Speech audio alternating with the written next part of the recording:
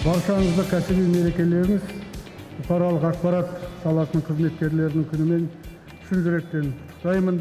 Қоғамның дамуы мен мемлекеттің өркендеу жолына масс-медиа қашанда үлкен маңызға ие.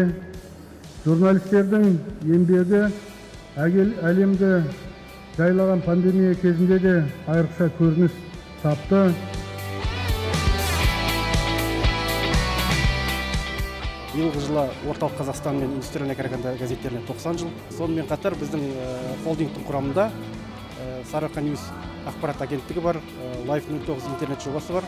Осылардың барлығы кешенді түрде мемлекеттік ақпараттық саясатты тиімді жүзеге асырып отырған бағалаған қазыларға облыс басшылығына алғысымызды білдіреміз.